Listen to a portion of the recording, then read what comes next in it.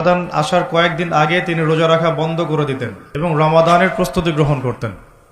আল্লাহ রাব্বুল আলামিন যে উদ্দেশ্যে এই মাসকে আমাদের উপর গনিমত হিসাবে দিয়েছেন, সেই উদ্দেশ্যটা যেন আমরা বাস্তবায়ন করতে পারি, আল্লাহ পাক তৌফিক দান করেন।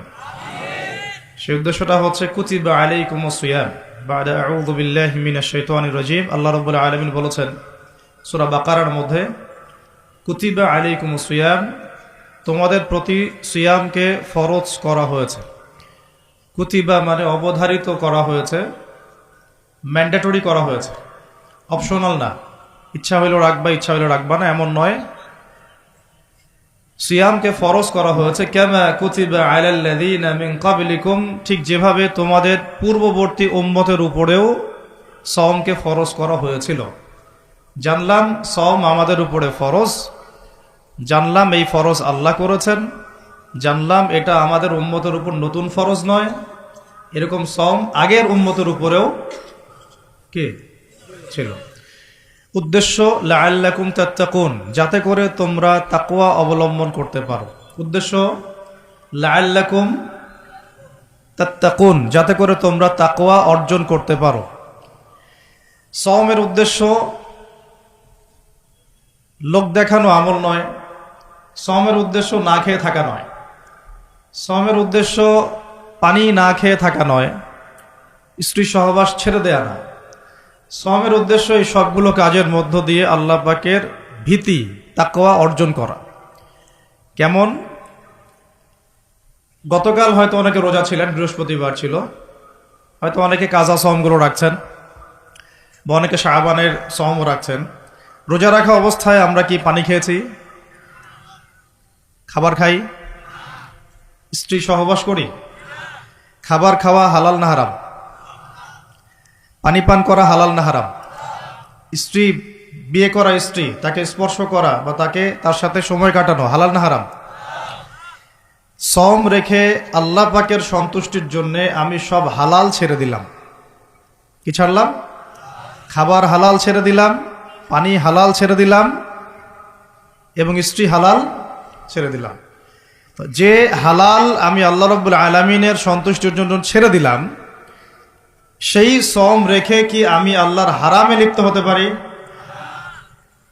এবং যতক্ষণ আমরা সওমরত অবস্থায় থাকি, আমরা কি ইচ্ছা করলে খেতে পারি না, চুপ করে পানি পান করতে পারি না, এবং চুপ করে স্ত্রীর সাথে সহবাসও করতে পারি, কেউ দেখার নাই? দেখার আছে? কেন করি না?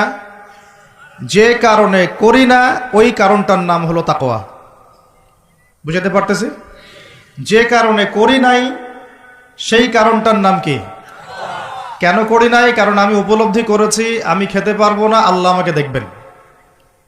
রোজা রাখা অবস্থায় আমি পানি পান করি নাই কারণ আমার মধ্যে এই কনসিয়াসনেস ছিল যে আল্লাহ আমাকে দেখছেন। স্ত্রী সহবাস করতে পারতাম, করি নাই কেন? কারণ আমি উপলব্ধি করেছি বা আমার মনে এই কনসিয়াসনেস ছিল যে আল্লাহ আমাকে দেখছেন, আর কেউ না দেখুক আল্লাহ পাক দেখছেন। এই আল্লাহ কনসিয়াসনেস বা আল্লাহ সম্পর্কে সচেতনতা, এটার নাম হলো তাকওয়া। এই তাকওয়ার শিক্ষা দেওয়ার জন্য সওম আমাদের জীবনে প্রতি বছর ঘুরে ঘুরে আসছে রমাদান। এখন যে সওম রেখে আমরা আল্লাহ পাকের হালাল ছেড়ে দিলাম এই চিন্তা করে যে আল্লাহ আমাকে দেখছেন, আল্লাহ আমাকে শুনছেন, সেই সওম রেখে কেউ কি আল্লাহর হারামে লিপ্ত হতে পারবে? হলে কি রোজা এবং রমাদানের হক আদায় হবে? কথা কি বোঝা যাচ্ছে? তাহলে এই হাদিসটা একটু শুনি। নবী সাল্লাল্লাহু আলাইহি ওয়াসাল্লাম বলেছেন, সেই ব্যক্তির না খেয়ে থাকায় এবং সেই ব্যক্তির পানি পান না করায় আল্লাহ পাকের কিছুই আসে যায় না।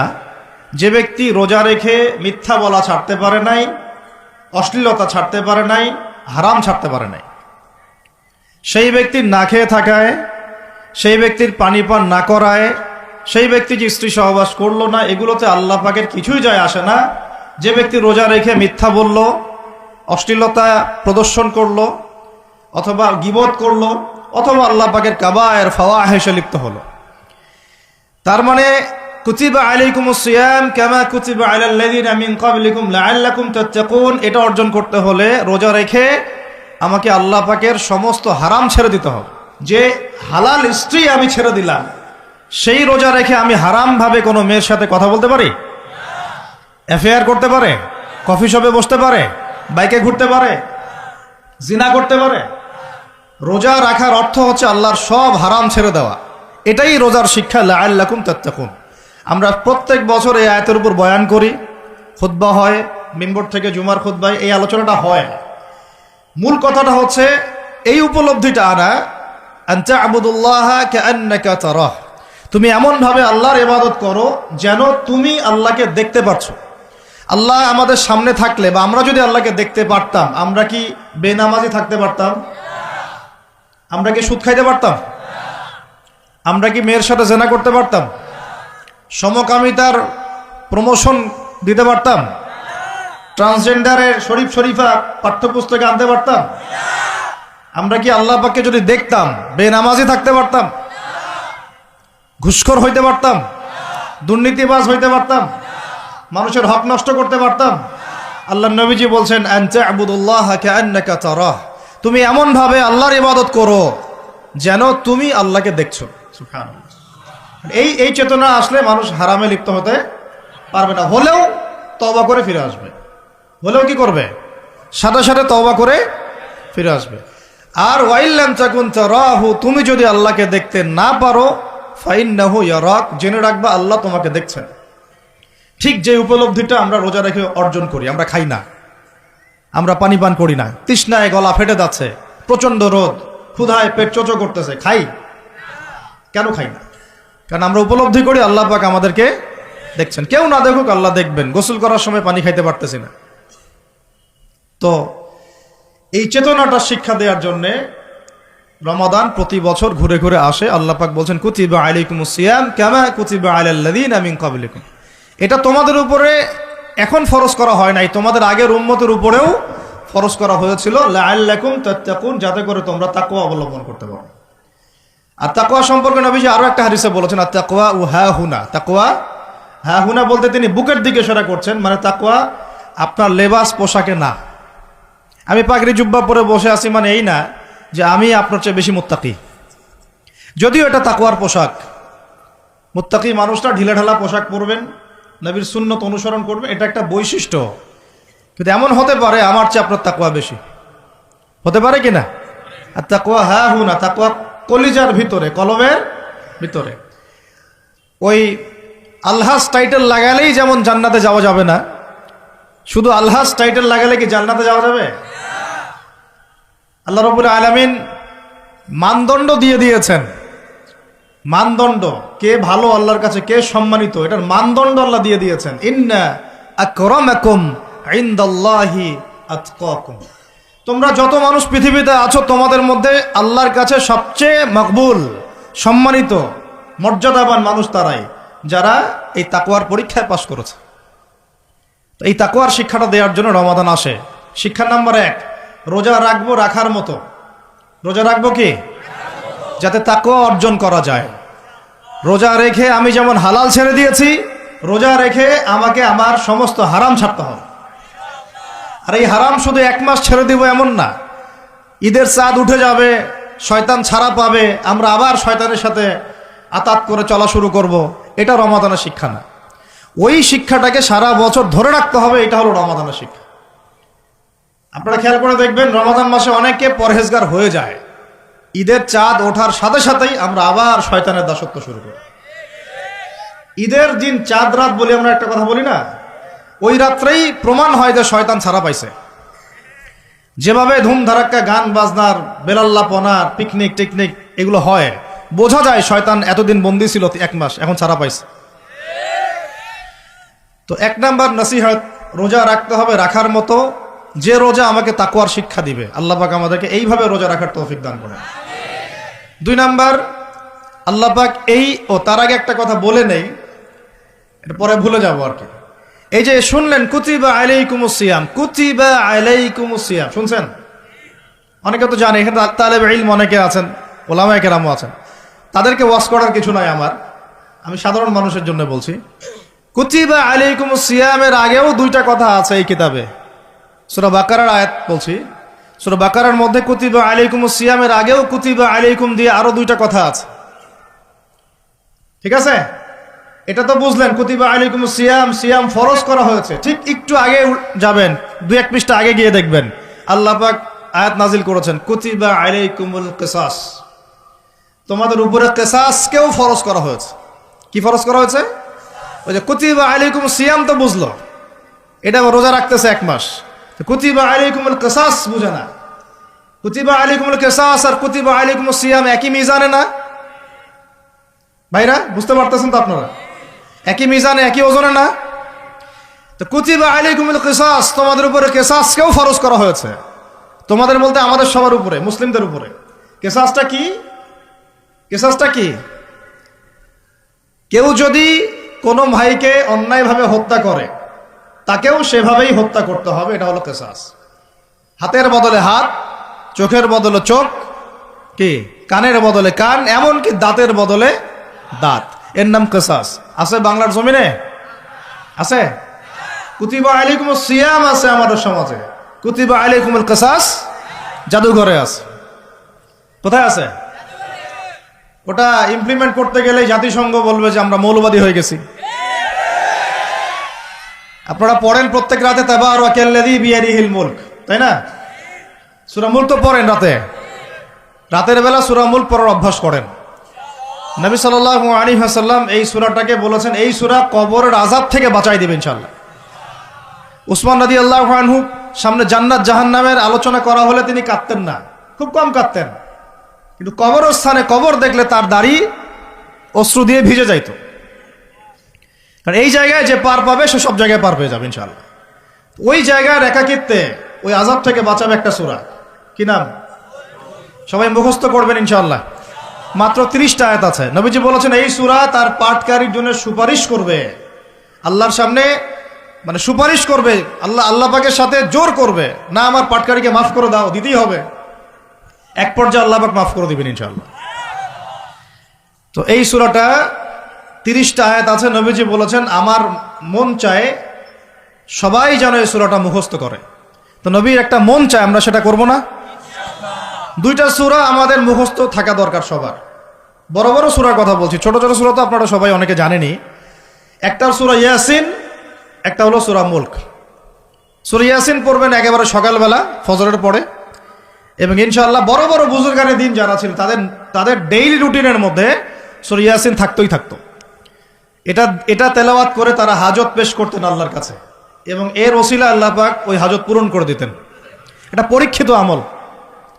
সূরা ইয়াসিন সবার কলেজের মধ্যে থাকা চাই, আল্লাহ পাক তৌফিক দান করেন। আর রাতের বেলা পড়বেন সূরা মুলক। কোন সূরা? যদি আরো পারেন সূরা ওয়াকিয়া পড়বেন। অনেকে বলেন রিজিকের সমস্যা, রিজিকের সমস্যা দূর হওয়ার অন্যতম একটা আমল হচ্ছে সূরা ওয়াকিয়ার তেলাওয়াত। রাতের বেলা কোন সূরা? ইযা ওয়াকাআতিল ওয়াকিয়া লাইসা লিওয়াকাআতিহা কাযিবা, এই সূরাটা তেলাওয়াত করবেন রাতের বেলা। আরো একটা সূরা আছে রাতে তেলাওয়াত করার জন্য, আলিফ লাম মিম সিজদা। আলিফ লাম মিম সিজদা, এটাও তেলাওয়াত করতে পারেন। তো যাই হোক, সূরা মুলকের প্রথম আয়াত আপনারা পাবেন তাবারাকাল্লাযী বিয়াদিহিল মুলকু ওয়া হুয়া আলা কুল্লি শাইইন কাদির। আমরা এটা পড়ি, শুধু খালি পড়ি, প্রত্যেক হরফে 10 নেকি হবে, এই জন্য পড়ি বেশিরভাগ মানুষ। কারণ বাংলাদেশের বেশিরভাগ মানুষ কোরআনের অর্থ জানে না। বাংলাদেশের 16 কোটি মুসলমানের আমার ধারণা 15 কোটি কোরআনের অর্থ জানে না। 1 কোটি মানুষ জানতে পারে যারা মাদ্রাসার সাথে সম্পৃক্ত আর কি। এই জন্য আমরা বলি যে যদি পাঠ্যপুস্তকে কোরআন শিক্ষাটা বাধ্যতামূলক থাকতো তাহলে বাংলার 16 কোটি মানুষ কোরআনের অর্থ জানতো। এই কাজটা কি খারাপ হতো না ভালো হতো? আর শিক্ষামন্ত্রীকে এটা কে বুঝাবে? আপনারা বোঝাতে পারলে বুঝান, কে বুঝাবে? এই যাদেরকে দায়িত্ব আল্লাহ পাক দিয়েছেন তাদেরকে এটা বুঝাবে কে? আমরা তো ছোট মানুষ। যদি নবী সাল্লাল্লাহু আলাইহি ওয়াসাল্লামের জীবনী সিরাত প্রত্যেকের পাঠ্যপুস্তকে বাধ্যতামূলক থাকতো, 16 কোটি মুসলিম জনগণ নবীর জীবনী জানতে পারত। এখন 16 কোটির মধ্যে 15 কোটি জানে না নবীর জীবনীতে কি হয়েছে। এটা তো বেসিক পড়াশোনা। যদি আমরা একটা ভাইরাসকে ভয় করে মসজিদ একেবারে বন্ধ করে ফেলতে পারি, মাস্ক পরাইতে পারি সবাইকে, সোশ্যাল ডিস্টেন্স 10 হাত দূরে দূরে দাঁড়াও, হ্যাঁ, নবীর জামানাতেও অনেক সমস্যা হয়েছে, কিন্তু এরকম করে ডিস্টেন্সে দাঁড়ানো হয় নাই।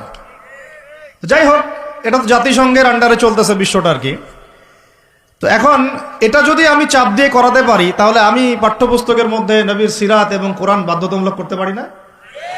এই যে আমরা যারা 15-20 বছর ইউনিভার্সিটিতে পড়েছেন, স্কুল কলেজ ইউনিভার্সিটি, এখানে কারা কারা পড়েছেন হাত তোলেন দেখি একটু। যারা অনার্স মাস্টার্স কমপ্লিট করেছেন বা পড়তেছেন এখনো, আপনারা আছেন কতজন? আছে অনেকে, হাত নামান। এখন আপনারা ভাই বাংলা পড়েছেন না? নজরুল, রবীন্দ্রনাথ, বঙ্কিমচন্দ্র, শরৎচন্দ্র ইত্যাদি ইত্যাদি। ইংরেজি পড়েছেন না? ব্যাকরণ, দাঁত ভাঙা ব্যাকরণ। বাংলা ব্যাকরণ পড়েছেন না? দাঁত ভাঙা, কারক, সমাস, বিভক্তি, হাবিজাবি। হ্যাঁ, এই হাবিজাবি দিয়ে আবার ইস্যু বানাই দিস না তোরা, মুশকিল কথা বলা এখন। এটা তো আমরা কথার কথা বলি আর কি। তারপরে কেমিস্ট্রি পড়েন নাই? হ্যাঁ, ফিজিক্স পড়েন নাই? বায়োলজি পড়েন নাই? তারপরে আমরা হায়ার ম্যাথ করতাম, জটিল জটিল সূত্রগুলো মুখস্থ করেন নাই? কত কি পড়েছেন। কিন্তু এই পড়াশোনাগুলো কেন করেছেন? সিলেবাসে ছিল, আমাকে পড়তে হবে, যদি না পড়ি পরীক্ষায় পাস করতে পারবো না, পরীক্ষায় পাস না করলে রেজাল্ট আসবে না, রেজাল্ট না আসলে চাকরি পাবো না, চাকরি না পাইলে রিজিকের ব্যবস্থা হবে না, রিজিকের ব্যবস্থা না হইলে বিয়ে শাদী হবে না, বিয়ে শাদী না হইলে জীবনটাই বরবাদ। এই তো ফিলোসফি, তো এইটাই, রাস্তা তো এটা না। তো এখন চাপ দিয়ে এত কিছু পড়লেন, বিসিএস কোচিং করেছেন অনেকেই চাকরির পরীক্ষা দিচ্ছেন, নিয়োগ বিজ্ঞপ্তির পরীক্ষা দিচ্ছেন, প্রাইমারি পরীক্ষা দিচ্ছেন, সবই পড়তেছেন। আমি নিজেও পড়েছি এগুলো আমার মুখস্থ ছিল সবই, এখনো হয়তো ধরলে বলতে পারবো কিছু, যদিও এগুলোর চর্চা আমরা বন্ধ করে দিয়েছি আর কি। কথা হচ্ছে, একটা রিজিকের সোর্সের জন্য আমি যে 15 বছর এই পড়াশোনাগুলো করলাম, যদি আমার সিলেবাসের মধ্যে কোরআন থাকতো, হাদিস থাকতো, নবী সিরাত থাকতো, তারপরে ধরেন সাহাবীদের জীবনী থাকতো, ইসলামের ইতিহাস থাকতো, বেসিক ফিকহ আকীদা থাকতো, আমি কি বাধ্য ছিলাম না এগুলো পড়ে পরীক্ষা দেওয়ার জন্য? তখন আমাদের এই জেনারেশনের ইসলামিক শিক্ষায় উন্নতি হইতো না? সবকিছু দাওয়াত দিয়ে হয় না, অনেক কিছু উপরের লেভেল থেকে চালু করতে হয়, তাহলে জনগণ সেটা মেনে নিতে বাধ্য থাকে। এই রমজান মাসে দেখবেন বাজারে অনেক সিন্ডিকেট হবে, আপনি এগুলো মিষ্টি মিষ্টি কথা বলে এগুলো বন্ধ করতে পারবেন না। যখন এরকম দুর্নীতিগুলো হবে বাজারে, মার্কেটে, ধরবেন, মোবাইল কোর্ট বসাবেন, 6 মাসের জন্য ঢুকাবেন, পারলে একটা করে আঙ্গুল দিবেন কাইটা, তারপর দেখবেন সব সিধা হয়ে গেছে। সবকিছু দাওয়াত দিয়ে আর ওয়াজ করে হয় না, একটা সিস্টেম থাকে। আমি বলি কি, একটা বিষয় বুঝেন, একটা জিনিস হচ্ছে, একটা বিষয় হচ্ছে প্রাকৃতিকভাবে উৎপন্ন হচ্ছে কিছু জিনিস, আর আপনি একটা ফ্যাক্টরি দিয়েছেন, ফ্যাক্টরি থেকে উৎপাদন বাড়বে না কমবে? আপনি হাতে উৎপাদন করতেছেন একটা জিনিস, মনে করেন কাপড়ে পাঞ্জাবি জুব্বা, আর জুব্বার একটা ফ্যাক্টরি দিয়েছেন, উৎপাদন কোথায় বেশি হবে? রাষ্ট্র হচ্ছে সেই ফ্যাক্টরি যেটা সব দিক থেকে উৎপাদন বাড়াতে পারে। আমরা দাওয়াত দিচ্ছি এখন ইন্ডিভিজুয়ালি, ব্যক্তিগতভাবে একে একে মানুষ চেঞ্জ করার দাওয়াত দিচ্ছি আমরা। বুঝতে পারতেছি পার্থক্যটা? যে আয়াত থেকে এইদিকে চলে আসছি, তাবারাকাল্লাযী বিয়াদিহিল মুলক, তাবারাকাল্লাযী, বরকতময় সেই সত্তা, মহা পবিত্র, মহা বরকতময় সেই সত্তা। কোন সত্তা? বিয়াদিহিল মুলক, যার হাতে আছে সার্বভৌমত্ব। মুলক মানে কি? রাজত্ব, ক্ষমতা বা সার্বভৌমত্ব। রাজত্ব, ক্ষমতা বা সার্বভৌমত্ব, তিনটা শব্দ বললাম, ডিকশনারিতে চেক করে দেখেন মুলক শব্দের অর্থ কি। আবার বলতেছে তাবারাকাল্লাযী, বরকতময় সেই সত্তা, মানে কে? মহাবিশ্বের একমাত্র স্রষ্টা আল্লাহ রাব্বুল আলামিন, তিনি বরকতময়। বিয়াদিহিল মুলক, যার হাতে কি আছে? রাজত্ব অথবা ক্ষমতা অথবা সার্বভৌমত্ব, বা ইংরেজি দিয়ে বললে আমরা বলি সভরেন্টি। কি বলি? সভরেন্টি। ওয়া হুয়া আলা কুল্লি শাইইন কাদির, এবং আল্লাহ পাক সমস্ত বিষয়ের উপরে কি? কর্তৃত্বশীল, ক্ষমতাবান। এখন এই আয়াতটা মহাবিশ্বের সব গ্রহে প্রযোজ্য হচ্ছে, বাংলাদেশে আর বিশ্বে প্রযোজ্য হচ্ছে না। বুঝাচ্ছি কিভাবে? বলবেন যে এটা আবার কেমন কথা বলবেন, শুনেন বুঝাচ্ছি। মহাবিশ্বে 7 আসমান আছে না? এটা তো জানেন, 7টা আসমান আছে। তারপরে প্রত্যেক আসমানে অসংখ্য গ্রহ নক্ষত্র আছে, গ্যালাক্সি আছে, ছায়াপথ আছে, তারপরে একটা গ্যালাক্সির মধ্যে অনেকগুলো সৌরজগৎ আছে। ওই একটা গ্যালাক্সির অসংখ্য সৌরজগতের কোনো একটা সৌরজগতের বাসিন্দা হচ্ছে আমরা। ওই সৌরজগতের মধ্যে এই যে আমাদের 10টা-12টা গ্রহ আছে, সেই গ্রহের কোনো একটা গ্রহের কোনো একটা দেশের কোনো একটা কি জেলার কোন একটা শহরের কোন একটা মাঠে বসে আপনি এখন এই বয়ান শুনতেছেন। কথা বুঝতে পারতেছেন? আর পুরো মহাবিশ্ব সাত আসমানে নবী সাল্লাল্লাহু আলাইহি ওয়াসাল্লাম বলছেন মেরাজের রাতে আমি দেখেছি একটা বিঘত, এতটুকু বিঘত মানে এক টক্কর জায়গা ফাঁকা নাই যেখানে আল্লাহর কোনো ফেরেশতা দাঁড়িয়ে বসে বা সেজদারত অবস্থায় আল্লাহর ইবাদত করতেছে না। তাহলে পুরো মহাবিশ্বে কার রাজত্ব চলতেছে? এখন এই পৃথিবীর দিকে তাকান, আমরা বললাম তাবারাকাল্লাযী বিয়াদিহিল মুলক, আল্লাহর হচ্ছে সার্বভৌমত্ব ক্ষমতা কার? আল্লাহর। কিন্তু এখন জমিনের দিকে আপনি তাকান, এই বিশ্বের সার্বভৌমত্ব চলতেছে জাতিসংঘের। কার?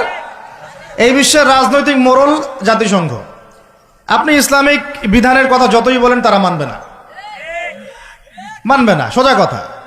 আপনি যদি বলেন কোরআন এবং হাদিস এবং সর্বশেষ নবী মুহাম্মদ সাল্লাল্লাহু আলাইহি ওয়াসাল্লাম আমাদেরকে এইগুলো দিয়ে গেছেন, আল্লাহ পাক এইগুলো নাজিল করছেন, আসেন এগুলোর আলোকে বিশ্ব করি, ওরা মানবে না। বরং ওরা আপনার উপর যুদ্ধ ঘোষণা করবে। কি করবে? এ হচ্ছে এই বিশ্বের সবচেয়ে বড় তাগুত, সবচেয়ে বড় কাফের, সবচেয়ে বড় মুশরিক, সবচেয়ে বড় মুনাফিক। ও যদি বলে যে কোরআন বাদ দিতে হবে, আমার মাথায় যে বুঝ আসে ওই বুঝ অনুযায়ী চলবো, তাহলে সারা বিশ্ব বলবে হ্যাঁ এটাই ঠিক। নাউজুবিল্লাহ। অর্থনৈতিক মোড়ল সে যদি বলে আল্লাহ বা কোরআনে সুদ হারাম করছেন তো কি হয়েছে, আমাদের ব্যাংকিং সিস্টেম চলবে সুদের উপর, সারা বিশ্ব বলবে এই যে সামি'না ওয়া আতা'না, ইয়েস স্যার, শুনলাম মানলাম। কথা বুঝেন না আমার? ও সারা বিশ্বকে যদি বলে ওদের ব্যাংকিং সিস্টেম, যে প্রত্যেকটা ব্যাংকিং সিস্টেম চলবে সুদ ভিত্তিক, আল্লাহ কোরআনে হারাম করুক আর হালাল করুক দেখার দরকারই নেই আমাদের। নাউজুবিল্লাহ। মানলে ইচ্ছা হইলে মারেন, না ইচ্ছা হইলে আমরা বোম মেরে উড়াই দেব। ইচ্ছা হইলে মারেন, না হলে কি একেবারে দিব শেষ করার জন্য অনেক অস্ত্র আছে ওদের। যারা পলিটিক্যাল অ্যাফেয়ার্স ঘাটাঘাটি করেন তারা জানেন এদের ৭২টার মতো অস্ত্র আছে। ইকোনমিক স্যাংশন একটা অস্ত্র, চাপ প্রয়োগ করা একটা অস্ত্র, বিল পাস করা একটা অস্ত্র, নেগোশিয়েট করা একটা অস্ত্র, অন্যকে দিয়ে চাপ দেওয়া হবে একটা অস্ত্র। এগুলো অস্ত্র করতে করতে সর্বশেষ অস্ত্র হচ্ছে একেবারে ওই আফগানিস্তান বানায় ছেড়ে দিবে, একেবারে ওই ইরাক বানায় ছেড়ে দিবে, একেবারে ওই সিরিয়া বানায় ছেড়ে দিবে, একেবারে ইয়েমেন বানায় ছেড়ে দিবে। ওটা সবচেয়ে বড় অস্ত্র। এই জন্যে আন্ডারে যারা আছে এরা সবাই স্যালুট মারে, ঠিক আছে আপনি যা বলবেন তাই। তো এই কারণে সারা বিশ্ব অর্থনৈতিক ক্ষেত্রে ও হচ্ছে এখন সুদ ভিত্তিক অর্থনৈতিক সিস্টেমের মোড়ল। যেই সুদ সম্পর্কে আল্লাহ বা কোরআনে বলেছেন যদি সুদ না ছাড়ো তাহলে আল্লাহ এবং তার রাসূলের সাথে যুদ্ধের ঘোষণা শুনে রাখো। কথা বুঝে যাচ্ছে না মনে হয়? আল্লাহ বা কোরআনে বলছেন সুদ যদি না ছাড়ো, সুদ যদি তোমরা মুসলমানরা মুমিনরা না ছাড়ো তাহলে আল্লাহর সাথে এবং রাসূলের সাথে যুদ্ধের ঘোষণা শুনে রাখো। সূরা বাকারা পড়েন। আল্লাহ পাক বলছেন ইয়া আইয়ুহাল্লাযীনা আমানু ইত্তাকুল্লাহ ওয়া যারু মা বাকিয়া মিনার রিবা ইন কুনতুম মুমিনিন ফাইন লাম তাফআলু ফাআযানু বিহারবিন মিনাল্লাহি ওয়া রাসূলিহি। তাহলে আল্লাহ পাক এখানে বলছেন হারাম, যদি খাও তাহলে আল্লাহর সাথে যুদ্ধ করতেছো, নবীর সাথে যুদ্ধ করতেছো। ওরা বইলে দিল এটা ফরজ। কি এটা? তুই মানলে মান, না মানলে যা, তোর ব্যাপারে ব্যবস্থা আমরা পরে নিব। তাহলে আমরা এই পুরো বিশ্বে এখন কার সার্বভৌমত্ব চলতেছে? কোরআনে? জি না, কোরআন ওই তেলাওয়াত করার জন্য রেখে দেওয়া হয়েছে। কিসের জন্য? ঘরের কোনায় তেলাওয়াত করেন আপনি কোরআন, কোনো সমস্যা নাই। এই রমজানে প্রত্যেকদিন 1 খতম দিবেন, 30 দিন 30 খতম দেন, ওদের কিচ্ছু যায় আসে না। কথা বুঝাতে পারতেছি না মনে হয়? আপনি ব্যক্তিগত জীবনে কোরআন 30 দিন 30 খতম দেন, কিচ্ছু যায় আসে না এদের। কিন্তু কোরআনের এই যে মৌলিক বিধানগুলা, এগুলো আপনি বিশ্বে বাস্তবায়ন করতে পারবেন না এখন। কারণ সার্বভৌমত্ব এখন আমরা আল্লাহর হাত থেকে কেড়ে নেওয়ার চেষ্টা করে তাগুতের হাতে দিয়ে দিয়েছি। নাউজুবিল্লাহ। এই কারণে বিশ্বের উপরে গজব ঘুরতেছে। যে কোনো সময় আসবে ইনশাআল্লাহ, যে কোনো সময় আসবে, এটা আমরা নিশ্চিত। আল্লাহ রাব্বুল আলামিনের গজব আসবেই আসবে। আল্লাহ পাক বলছেন কেউ যদি সমকামিতা করে, কি করে? তার নবীর জবানে আল্লাহ জানাচ্ছেন ফাকতুলুল ফাইলা ওয়াল মাফউলা বিহি, তাহলে যে করবে আর যে সায় দিবে দুইটাকে হত্যা করবা। দুইটাকে কি করবা? অন্য হাদিসে বলছেন উরজুমুল আলা ওয়াল আসফালা মিনহুমা, উপরে যে আছে আর নিচে যে আছে দুইটাকে থেতলা করে দিবা পাথর নিক্ষেপ করে। কে বলছে এটা? আল্লাহ এবং তার রাসূল। এখন আপনি এটা পুরো বিশ্ব মোড়লদেরকে বুঝাতে পারবেন না। ওরা বলবে এটা বাক স্বাধীনতা, সরি ব্যক্তি স্বাধীনতা। এটা কি? ব্যক্তি চাইলে মেয়েকেও ভালোবাসতে পারে, ব্যক্তি চাইলে ছেলেকেও ভালোবাসতে পারে। নাউজুবিল্লাহ। ব্যক্তি চাইলে মেয়ের সাথেও বিয়ে করতে পারে, ব্যক্তি চাইলে ছেলের সাথেও বিয়ে করতে পারে। এটা নিয়ে মৌলবাদীদের এত মাথা ব্যথা কেন? ওদের ভাষাটা এরকম, এটা নিয়ে মৌলবাদী তোমাদের ধর্মান্ধ তোমাদের এত মাথা ব্যথা কেন? তো এই হলো কোরআন হাদিস, আর এই হচ্ছে বিশ্ব। তাহলে বিশ্বে কি বিয়াদিহিল মুলক ওইটা চলতেছে? বুঝাতে পারি না, কথা বলে বুঝাতে পারতেছি না, মাথার উপর দিয়ে যাচ্ছে নাকি? ইয়াংরা তো বুঝো নাকি? আচ্ছা, আরো আছে। আল্লাহ রাব্বুল আলামিন এইখানে বলেছেন চুরি করলে হাত কেটে দিবা। কি করবা? ওই যে কিতাব আপনি 10 নেকির জন্য তেলাওয়াত করেন, প্রত্যেক হরফে কত নেকি হবে? 10 নেকি হবে। তেলাওয়াত করি মাশাআল্লাহ, 100 খতম দেন সারা জীবনে, কোনো সমস্যা নেই। তো ওই কিতাবের মধ্যেই সূরা মাইদা আল্লাহ বলেছেন যে চুরি করলে চোরের কি করবা। তো এটা আপনি ওদেরকে বুঝাইতে পারবেন না, এখন বুঝাতে পারবেন না, ওইটা তেলাওয়াত পর্যন্তই, ফুল স্টপ। তারপরে এই যে আমরা ভ্যালেন্টাইন্স ডে, অমুক ডে তমুক ডে, এগুলোকে যে প্রমোট করতেছি আর কি, জেনা বেড়ে গেছে, ব্যভিচার বেড়ে গেছে স্কুলে কলেজে বিশ্ববিদ্যালয়ে, এমনকি এখন সমকামিতা, পর্নোগ্রাফি, ট্রান্সজেন্ডার, কি হচ্ছে না? এমনি নর্মালি যদি কেউ জেনা করে, সূরা নূর অনুযায়ী আল্লাহ রাব্বুল আলামিন বলছেন যে সূরা নূরের 2 এবং 3 নম্বর আয়াতে 100টা বেত্রাঘাত করবা জনসমক্ষে। কয়টা বেত্রাঘাত? বাংলাদেশের বহু ছেলে মেয়ে এখন 100 বেত্রাঘাত পর শাস্তি মাথায় নিয়ে ঘুরতেছো তোমরা, নাউজুবিল্লাহ। যার শুরুটা হয় ওই টেক্সটের মাধ্যমে, তারপরে দেখা সাক্ষাৎ, তারপরে এইটা, তারপরে ওইটা। ঢাকা শহরে এর পরিসংখ্যান বেশি না কম? কত বেশি? কতগুলো ছেলে পাওয়া যাবে যারা এই পাপে লিপ্ত হয় নাই? কতগুলো মেয়ে পাওয়া যাবে যারা এই পাপে লিপ্ত হয় নাই? কতগুলো আপনি দেবর পাবেন যারা জেনা করে নাই? কতগুলা ভাবি পাবেন জেনা করে নাই? কতগুলা দুলাভাই পাবেন শালীর সাথে জেনা করে নাই? কতগুলা ছেলে পাবেন বিবাহিত ছেলে যারা বাইরে পরকিয়া করে নাই? শুধু আল্লাহ পাকই জানেন ভালো এই জাহিলিয়াতের মধ্যে কত পার্সেন্ট মানুষ পবিত্র থাকতে পারছে, শুধু আল্লাহ ভালো জানেন, আর কেউ জানে না। আমি বেশি বলতেও চাচ্ছি না, কারণ আমরা সবাই এই শহরেই থাকি, আর ঢাকাতে যারা থাকে তারা মোটামুটিভাবে একটা কেয়ামতের শহরেই থাকে, কারণ এখানে এমন কোনো পাপ নাই যেটা হচ্ছে না, এমন কোনো পাপ নাই। একেবারে প্রতারণা দিয়ে ভর্তি, উপর থেকে নিচ পর্যন্ত। এই শহরে প্রথম যে জিনিসটা উঠে গেছে এটা হচ্ছে বিশ্বাস। কি উঠে গেছে? দ্বিতীয় উঠে গেছে আমানতদারিতা। বিশ্বাস উঠে গেছে, এখানে নাই আমানতদারিতা, নাই। কে কার উপর দিয়ে টক্কর দিতে পারে, এটা হচ্ছে আমাদের এজেন্ডা আর কি। একটা রাস্তার যে ভিক্ষুক, এরও মাথায় যে এত শয়তানি বুদ্ধি, আর অন্য সেক্টর না হয় নাই বললাম। আপনার কাছে টাকা চাচ্ছে গাড়ির গ্লাসে নক করে, ও কিন্তু পাটা ভালোই আছে, ও ল্যাংড়ানোর অভিনয় করতেছে। কত বুদ্ধি! কেউ আবার ইচ্ছা করে একটা আঙ্গুল বা হাত কাটে নিয়েছে, ইচ্ছা করে কাটছে, সারা জীবন কোনো কাজ করা লাগবে না, এটা করেই খাবে। কেউ আবার ইচ্ছা করে হিজড়া হচ্ছে এই শহরে, এটা সারা জীবন কাজ করা লাগবে না, এমনিই খাবে। কত বুদ্ধি মানুষের মাথায়, চিন্তা করছেন? যাকে আপনি টাকা দিচ্ছেন 10 টাকা, ওর ফ্ল্যাট আছে, আপনার কিছুই নাই, ওরই জমি আছে, হিজড়ার সর্দার BMW চালায়, আর আপনি কোন রকম একটা এক্স করলা ম্যানেজ করতে পারেননি এখন পর্যন্ত। প্রতারণা দিয়ে ভর্তি, প্রতারণা, আমানতের খেয়ানত, দুর্নীতি, পদে পদে বাটপারি, আর কি বলবো, মানুষকে ঠকানো, জুলুম করা, সুযোগ পাইলেই সুযোগ নেওয়া, সুযোগ পাইলে একটু সুযোগ নেওয়া। আর বিভিন্ন জায়গায়, স্পেশালি মানে কিছু কিছু বড় বড় জায়গায় এমন কিছু মানুষকে বসায় দেওয়া হয়েছে যাদের মনে হয় ইসলামের নাম শুনলেই ভিতরে মানে তেলে বেগুনে জ্বলে ওঠে একেবারে। ইসলাম শব্দটা শুনলেই গায়ে জ্বালা শুরু হয় একেবারে। তো বেশি দিন নাই ইনশাআল্লাহ, হয় আল্লাহর গজবে এগুলো ধ্বংস হবে, অথবা ইনশাআল্লাহ তাআলা আবাবিল পাখি তো আর আসবে না পাথর ছুটতে। আবাবিল তো পাখির নাম না, আবাবিল মানে তো ঝাঁকে ঝাঁকে, মানে এটা তো ওই আবরাহার বাচ্চা আবরাহার যুগ না যে আবাবিল আসবে আর পাথর ফেলবে। আসবে, পাথর ফেলার প্রজন্ম তৈরি হবে ইনশাআল্লাহ।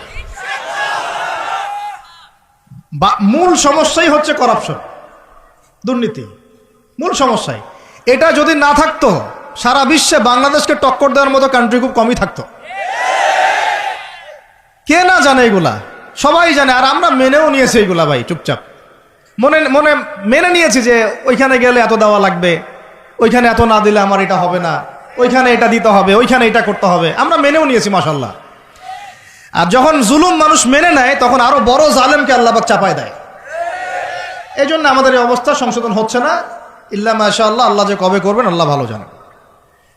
তবে বিশ্বাস করেন, আপনারা বলেন যে এখন মুসলিম প্রধান দেশ, আমি একটা স্টেটমেন্ট দিয়ে দিচ্ছি এখন বসে বসে, এখন এটা হচ্ছে একটা মুনাফেক প্রধান দেশ।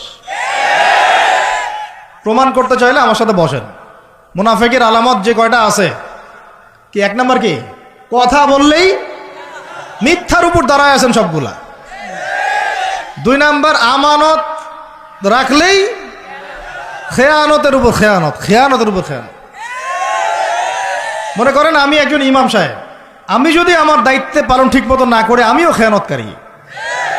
এই যে লেকচার দিতে বসছি, এখন আমি যদি চিন্তা করি যে ডাইনে বামে কথা বলে সময় পার করে দেই, হক কথা বলার দরকার নাই, বললে আবার এটা সেইটা, আমি হচ্ছে এখানে এই চেয়ারের খেয়ানতকারী।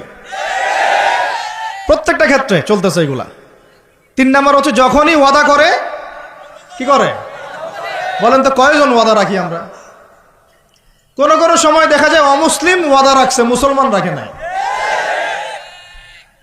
দুধ কিনতে যাবেন, আমরা হিন্দু ভাইয়ের দোকান খুঁজতেছি, ও পানি মিশাবে না, আপনার কনফিডেন্স তৈরি হয়ে গেছে। মুসলমানের দোকানে যান না কেন, ও পানি মিশাবে। কি একটা অবস্থা, কি একটা অবস্থা। নবী সাল্লাল্লাহু আলাইহি ওয়াসাল্লাম একদিন এভাবে লেকচার দিচ্ছেন, মানে খুতবা দিচ্ছেন। একজন দাঁড়িয়ে বলছেন, সাহাবী, যে কবে কিয়ামত হবে ইয়া রাসূলুল্লাহ? তিনি বলছেন যে যখন দেখবা যে অনুপযুক্ত ব্যক্তির হাতে দায়িত্ব অর্পণ করা হয়েছে, তখন ফান্তাযিরুস সাআ, কিয়ামতের অপেক্ষা করতে থাকো। আমরা এই যুগে বাস করতেছি না? এমন করে পাপ নাই এই শহরে হচ্ছে না। মূল পাপ কয়েকটা হচ্ছে। 1 নাম্বার হচ্ছে শিরক, কি হচ্ছে? তারপরে হচ্ছে প্রতারণা, তারপর হচ্ছে জুলুম, প্রচুর জুলুম। মানে দুর্বল পাইলেই জুলুম করতে চাচ্ছি আমরা। যদি দেখি ও আমার চেয়ে একটু দুর্বল, আমি জুলুম না করলে পেটের ভাত হজম হচ্ছে না। জুলুম করাটাকে আমরা ক্রেডিট মনে করি যে আমি জিতে গেলাম। আরে ভাই, কাল কিয়ামতের মাঠে কি হবে আপনার আমার অবস্থা? কাল কিয়ামতের মাঠে কি হবে অবস্থা? নবী সাল্লাল্লাহু আলাইহি ওয়াসাল্লামের কথা কি মিথ্যা? তিনি বলছেন কিয়ামতের মাঠে বহু মানুষ উঠবে উহুদ পাহাড়ের সমান নেকি নিয়ে। একেবারে উহুদ পাহাড় দেখছেন আপনারা কেউ? অনলাইনে দেখে নেন, বিশাল পাহাড়। জানাজার নামাজে শরীক হইলে 1 কেরাত নেকি হয়। 1 কেরাত মানে 1 উহুদ পাহাড় সমান। আর মাটি দিয়ে আসলে আরেক কেরাত নেকি হয়, মানে আরেকটা উহুদ পাহাড়ের সমান। উহুদ পাহাড়ের সমান আরো উঁচু উঁচু নামাজের নেকি, জাকাতের নেকি, হজের নেকি, ওমরার নেকি নিয়ে উঠবে বহু মানুষ। আমরাই হয়তো বা তার, আল্লাহ পাক আমাদেরকে মাফ করুন, আমিন।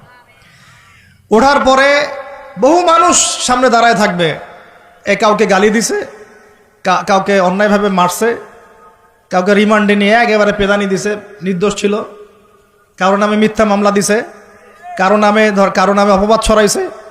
বেচারা ভালো ছিল, সৎ ছিল, অপবাদ ছড়াই দিছে। কারো নামে ধরেন যে কারো গীবত করছে, কারো টাকা নিয়ে টাকা দেয় নাই, হ্যাঁ, কারো জমি আত্মসাৎ করে খাইছে, ভূমিদস্যু ছিল। মানে মানুষের সাথে জড়িত পাপ ছিল। কি ছিল? অন্যের সাথে জড়িত, মানে অন্যের হক নষ্ট করছে আর কি, অন্যের। এখন আল্লাহ পাক বলবেন যে তোমার এই ঋণ এখন শোধ করো। ওই দিন তো ঋণ শোধ করার কোনো বুদ্ধি আছে? বুদ্ধি নেই। এখন কি পদ্ধতি?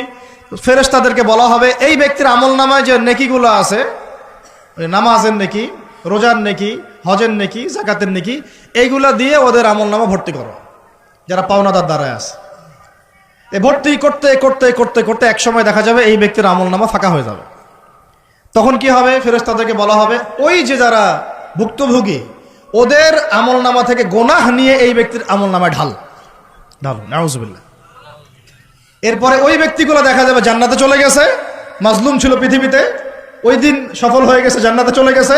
এবারটা দুনিয়া জালেম ছিল, এই জাহান্নামে চলে গেছে, নাউজুবিল্লাহ। আল্লাহ পাক আমাদেরকে এরকম মানুষের হক নষ্ট করা থেকে হেফাজত করে না।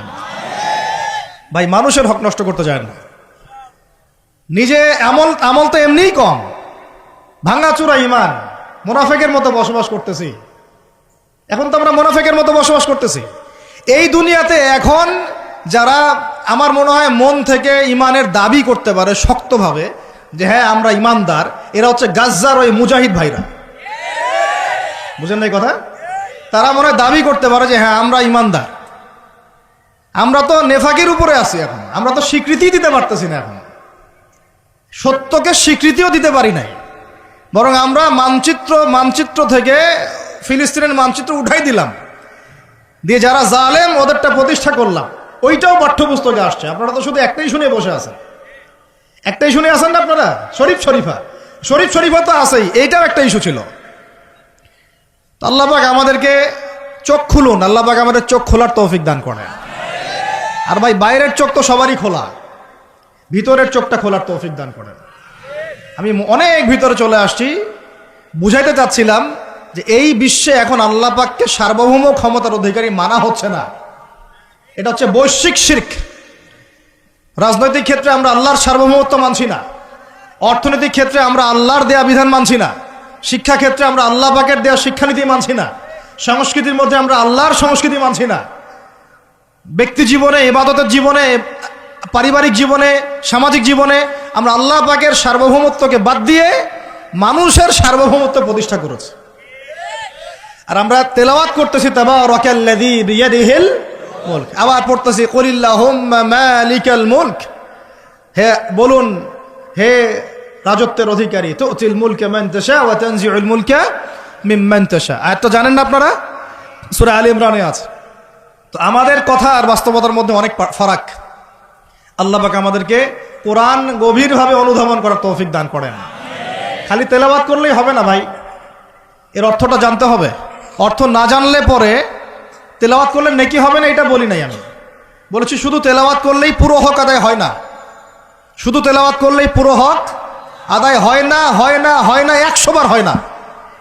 আবার বলতেছি, শোনেন ভালো করে, তেলাওয়াত করলে প্রত্যেক হরফে 10 নেকি হয়, কিন্তু শুধু তেলাওয়াত করলেই কোরআনের সম্পূর্ণ হক আদায় কোশ্চিনকালেও হয় না। এই যে অর্থগুলো না জানলে আপনি কিভাবে বাস্তবায়ন করবেন, বুঝবেন কিভাবে, কি বলেছেন আল্লাহ পাক কোরআনে? এই যে একটা আয়াত নিয়ে এতগুলো কথা বললাম, আপনারা এখন চোখ খুললো যে সারা বিশ্বে আল্লাহর সার্বভৌমত্ব, সভরেন্টি নাই। এখন আমরা মানুষেরটা প্রতিষ্ঠা করেছি। কিছু কিছু জায়গায় ইল্লা মাশাআল্লাহ, কিছু কিছু জায়গায় আমরা মেনে নিয়েছি যে আল্লাহ পাকই সার্বভৌমত্ব ক্ষমতার অধিকারী। এখন তো এটা মানুষের হাতে উঠাই দিয়েছেন। আল্লাহ পাক আমাদেরকে পাঠাইছেন দুনিয়াতে তার খলিফা হিসেবে। কি হিসেবে? তো আল্লাহর খলিফার কাজ কি? শয়তানের দাসত্ব করবে না আল্লাহর? বলেন, আল্লাহর খলিফার বৈশিষ্ট্য কি, ফাংশন কি? সে কি শয়তানের দাসত্ব করবে না আল্লাহর? সে কি আল্লাহর বিধান মানবে না শয়তানের? সে কি আল্লাহর সার্বভৌমত্ব মানবে না শয়তানের? তাহলে আমরা আল্লাহ পাকের কয়টা বিধান বাস্তবায়ন করতে পারছি? একজন আমাকে খুব কড়া ভাষায় বলছিলেন একদিন যে আপনি প্রথম ব্যক্তি মনে হয় বলেছেন ঢাকা হচ্ছে দ্য সিটি অফ আখিরুজ্জামান। আপনি চোখে দেখেন না ঢাকা শহরে এত এত মসজিদ আছে? বললাম যে এইটা আপনার চেয়ে আগে আমি দেখছি ঢাকা শহরে এতগুলো মসজিদ আছে। আমার কাছে হিসেব করা আছে কয়টা মসজিদ ঢাকায় আছে। তাহলে আপনি বললেন যে এটা সিটি অফ আখিরুজ্জামান। বললাম ঢাকা শহরে এতগুলো যে মসজিদ আছে কত বছর থেকে আছে? বলছে 50, 60, 70 বছর থেকে। তো বলো 70 বছরে কোরআনের আপনি একটা বিধান বাস্তবায়ন করতে পারছেন ঢাকায়? বলেন,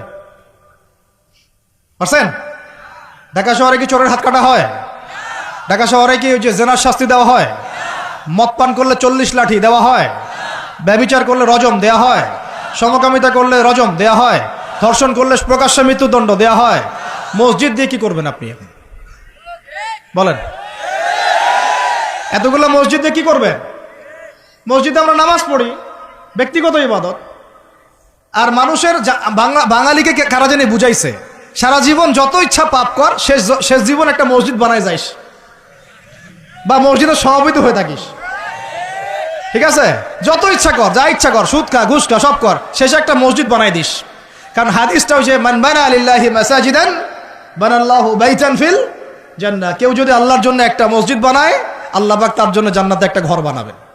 ব্যাস, এই হাদিসের উপর আমল কইরা কবরে যাবে। সারা জীবন যে আমি মাশাআল্লাহ নাউযুবিল্লাহ আল্লাহর কোনো বিধানই মানলাম না, না নামাজ, না যাকাত, না সাদাকা, না এই যে কোরআন এর হক আদায় করা, না আমর বিল মারুফ, না নাহি আনিল মুনকার, না ইকামাতুদ দ্বীন, ইত্যাদি ইত্যাদি। অনেক অনেক গভীর ভাই, আলোচনাও গভীর, পরিবেশও অনেক গভীর, অন্ধকারও অনেক গভীর। এই অন্ধকার থেকে বের হইতে হইলে ভাই রমাজান আমাদের সামনে একটা মৌসুম। এটা আল্লাহ পাক সুযোগ দেন। আপনারা তো দেখেন সন্ধ্যাবেলায় পাখিরা কোথায় ফিরে যায়? বাসায় ফিরে যায় না? এই সারা বছর সারা জীবন আমরা অনেক দূরে চলে গেছি আল্লাহ থেকে, রমাজান আসছে, এখন আবার বাসায় ফিরে আসেন। রমাজান কেন আসে? যাতে এই বিচ্ছিন্ন উম্মাহ এক জায়গায় হয়, পাপী মুসলিমরা আল্লাহর দিকে ফিরে আসে। সারা বছর যারা এদিক ওদিক চলে গেছেন, রমাজানে আসেন, ঘরে ফিরে আসেন। আল্লাহ পাক তৌফিক দান করে না। অনেক ভিতরে ঢুকে গেছি ভাই। প্রথম কথা বলছিলাম লাআল্লাকুম তাত্তাকুনের হক আদায় করতে হবে, রাজি আছি তো ইনশাআল্লাহ? 2 নাম্বার, এই যে বলছিলাম কুতিবা আলাইকুম নিয়ে কথা। কুতিবা আলাইকুম শুধু সিয়াম না, কুতিবা আলাইকুম কিসাসও আছে এখানে। কোন কিতাব? এখানে আছে না? নাকি বাড়ায় বললাম?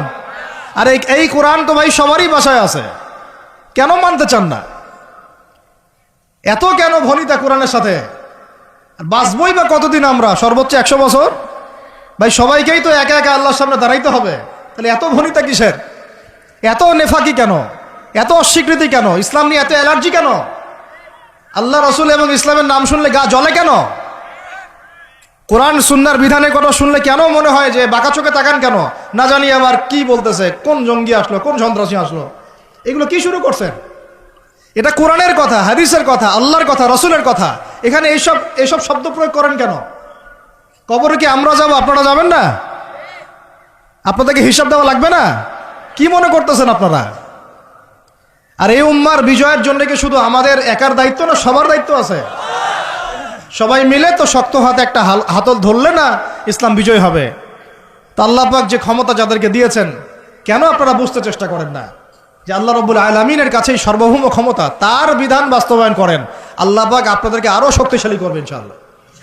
যদি না করেন তাহলে শোনেন, একটা সময় পর্যন্ত আল্লাহ পাক ছাড় দেন। এটা ইতিহাস। নমরুদ একটা লম্বা সময় ছাড় পাইছে, ফিরআউন আরো লম্বা একটা সময় ছাড় পাইছে, আজ জাতি সামুদ, আসহাবুল আইকা, মাদিয়ান, লুত, কত যে কম চলে গেছে হিসাব নাই। ইতিহাসটা খালি পড়বেন কোরআনের, কত যে কম পৃথিবী থেকে চলে গেছে এরই হিসাব নাই। আল্লাহ পাক জানাইছেন অল্প কিছু, বাকি কিছু জানানো নাই আল্লাহ পাক আমাদেরকে। আল্লাহ পাক জানানি নাই অনেক কিছু আমাদেরকে, যেগুলো আমাদের দরকার সেগুলো জানাইছেন কিছু কিছু। কেউ কি টিকতে পারছিল? কেউ কি আল্লাহর বিধানের বাইরে গিয়ে চলতে পারছে? দুনিয়া টিকতে পারছে? কেউ কি চিরস্থায়ী ছিল? কোন নবীও তো চিরস্থায়ী ছিল না। তাহলে কিসের পিছনে ছুটতেছেন? আল্লাহ পাক আমাদের সবাইকে কথাগুলো বোঝার তৌফিক দান করেন। ব্যক্তি জীবন থেকে শুরু করে এক সর্বোচ্চ লেভেল পর্যন্ত কোরআন, হাদিস, ইসলামকে বাস্তবায়ন করার তৌফিক দান করেন। আল্লাহ পাক যাদের মধ্যে এই সততা আছে, এই মানুষগুলোকে আল্লাহ পাক আমাদের ঊর্ধ্বতন কর্তৃপক্ষ বানায় দেন, আমিন। বা যারা আছেন তাদেরকে আল্লাহ পাক হেদায়েত দান করেন। রমাজানের এই শিক্ষাটার সামনেও এরকম 2-1টা শব্দ আছে, কুতিবা আলাইকুমুল কিসাস। আর একটা তো বললে তো মাথাই খারাপ হয়ে যাবে, বলবো? ওই যেখানে দেখছেন কুতিবা আলাইকুমুস সিয়াম, কুতিবা আলাইকুমুল কিসাস, এই ডানে বামেই খুঁজবেন, 3টা পৃষ্ঠার মধ্যেই পাবেন। লেখা আছে কুতিবা আলাইকুমুল কিতাল, কুতিবা আলাইকুমুল এটা আবার কি? কুতিবা আলাইকুমুল কিতাল, তোমাদের উপর যুদ্ধকে ফরজ করা হয়েছে।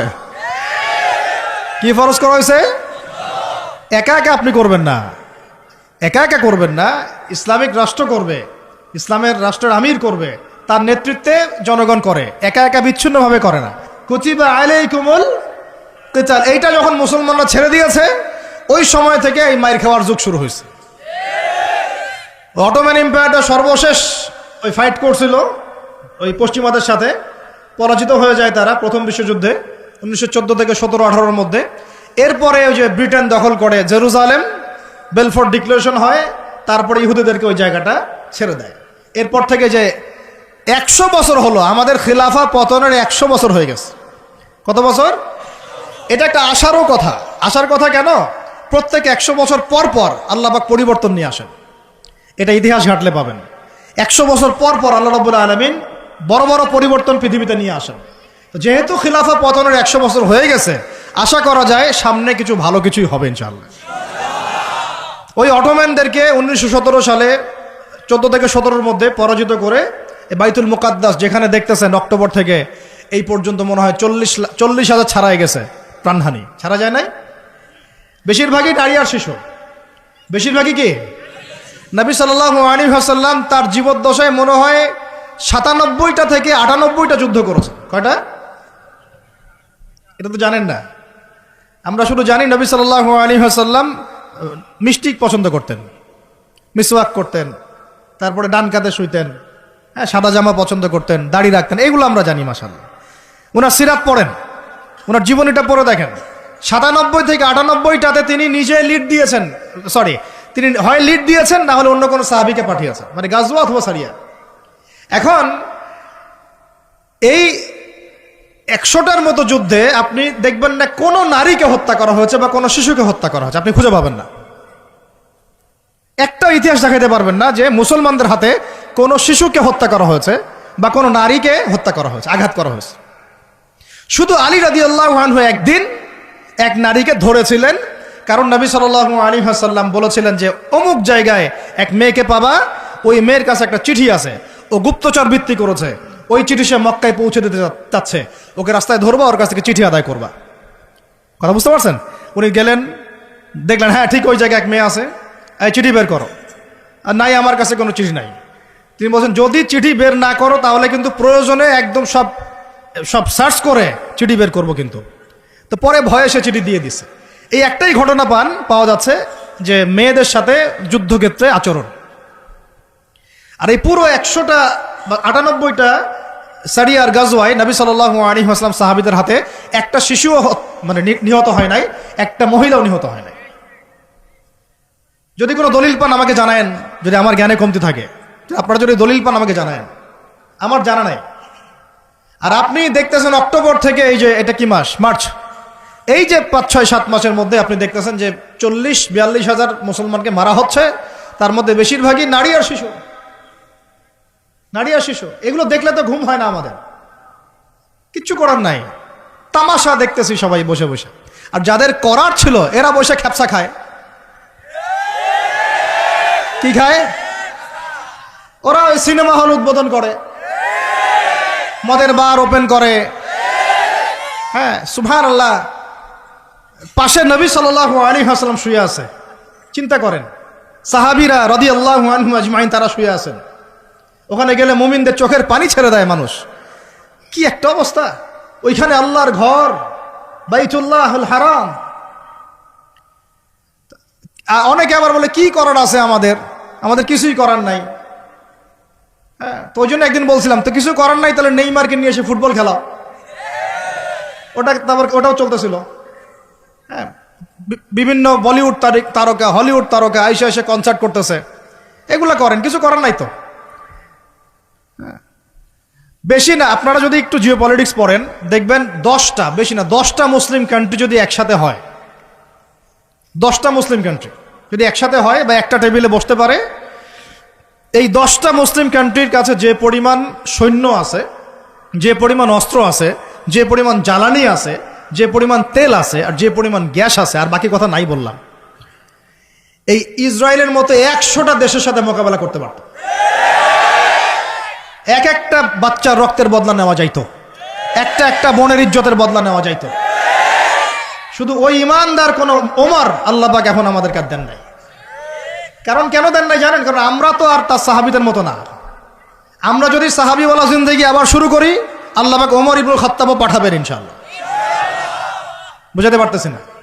আমরা ঠিক না হলে তো আসমান থেকে ফেরেশতা নামবে না ভাই। আর আমরা এই এত দূরে বসে ছোট্ট একটা রাষ্ট্রের মধ্যে আলোচনা করি, কি আলোচনা করে আর কি ফায়দা হবে? কিন্তু আলোচনাগুলো করতেছি আল্লাহর কাছে দায়মুক্ত হওয়ার জন্য, যাতে আপনারা সত্যটা জানেন এবং হকটা বুঝতে চেষ্টা করেন, আপনার পরবর্তী প্রজন্মকে এটা জানান। আল্লাহ চাইতো আমরা না পড়লে কি হয়েছে, দেখা যাবে 100 বছর পরে হইলেও আমাদের পরবর্তী প্রজন্মরা ইনশাল্লাহ বাইতুল মুকাদ্দাস উদ্ধার করবে ইনশাল্লাহ। কারণ লিখা তো হয়ে গেছে এটা, যে ওইটা আমাদের হাতে আসতেছে ইনশাল্লাহ। এবং ওইখানে 40 বছর ইসলামিক খেলাফত বাস্তবায়ন না হওয়া পর্যন্ত এই বিশ্বে কিয়ামত হবে না ইনশাআল্লাহ। কত বছর? কে করবে? ঈসা আলাইহিস সালাম। কে করবেন?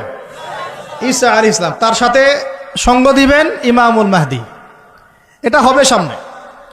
এখন ওইটা যখন হবে, ওই 40 বছর ইসলামী খেলাফত, তখন তাবারাকাল্লাযী বিয়াদিহিল মুলক, ওই আল্লাহ পাকের যে মুলক, আল্লাহ পাকের সার্বভৌমত্ব, আল্লাহ পাকের সরভেন্টি, আল্লাহ পাকের রাজত্ব, ওইটা সারা বিশ্বে প্রতিষ্ঠা হবে ইনশাআল্লাহ। এখন ওইটা নাই। এখন কি আছে? এখন মুলক হচ্ছে জাতিসংঘের, সবকিছু ওদের হাতে। আর এগুলো গঠনই করা হয়েছিল মুসলমানদের স্বার্থ দমন করে পশ্চিমাদের স্বার্থ উন্নয়নের জন্য। একেবারে খোলামেলা কথা বললাম। এখন পর্যন্ত ওদের ভিশন এবং এজেন্ডা এইটাই। পৃথিবীর কোনো জায়গায় মুসলমানের স্বার্থ তারা সর্বোচ্চ অগ্রাধিকার দিবে না, বরং আমাদেরকে দাস বানানোর জন্য এটা তৈরি করছে ওরা। আর আমরা এখন সেই দাসত্বের মধ্যে চলে আসছি। কেউ কিছু বলেও না, কেউ কিছু করে, সবাই মেনে নিয়েছি আর কেন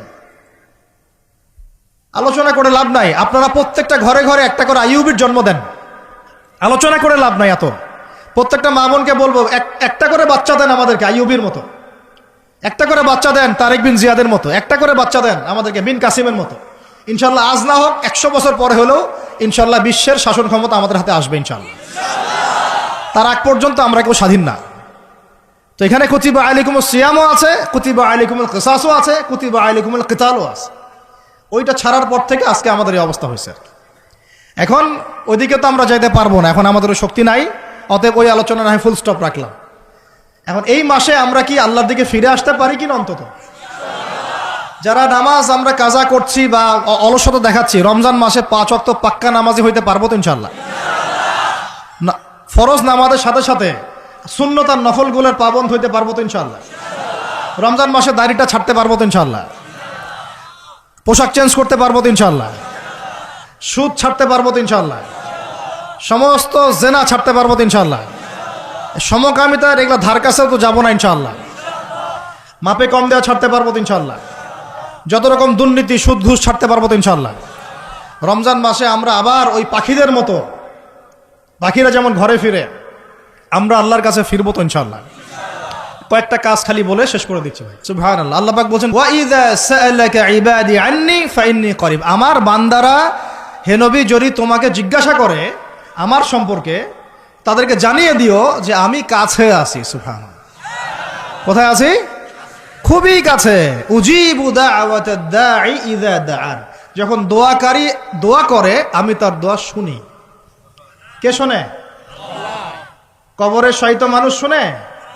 হ্যাঁ, ওই মাজারে গিয়ে শুনে? অমুক বাবা তমুক বাবা শুনে? কে শুনে?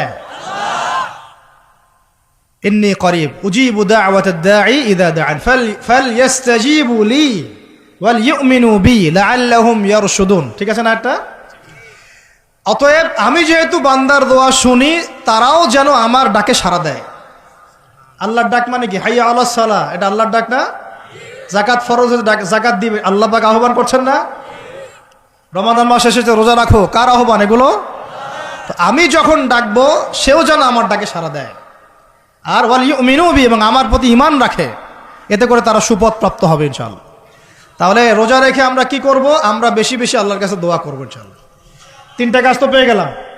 এক হচ্ছে তাকওয়া অবলম্বন করব, মানে রোজা রাখার মতো রাখবো। 2 নাম্বার কোরআনের হক আদায় করবেন। 3 নাম্বার বেশি বেশি দোয়া করব, রোজা রাখা অবস্থায় বেশি বেশি দোয়া করব। 3 শ্রেণীর মানুষের দোয়া ফেরত দেওয়া হয় না, জানেন তো হাদিসটা?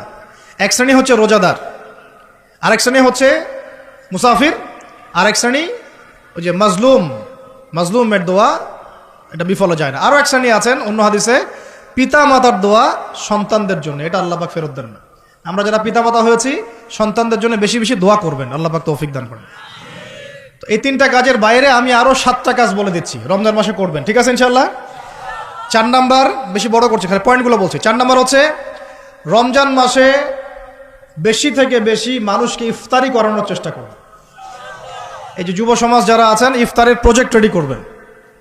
প্রত্যেকটা দুস্থ অসহায় এতিম মিসকিন বিধবা এই পরিবারগুলোতে 1 মাসের বাজার করে দিবেন। পারা যাবে ইনশাআল্লাহ? যত কালো টাকা উঠাইছে সব ওগুলো টেনে টেনে বের করবেন সব, বুঝছেন? বাংলাদেশে এমন বহু মানুষ পড়ে আছে যাদের একজনের জাকাতের টাকা দিয়ে একটা গ্রামের মানুষকে খাওয়ানো যায়। ওগুলো উসুল করবেন চাপ দিয়ে দিয়ে। কটা বললাম?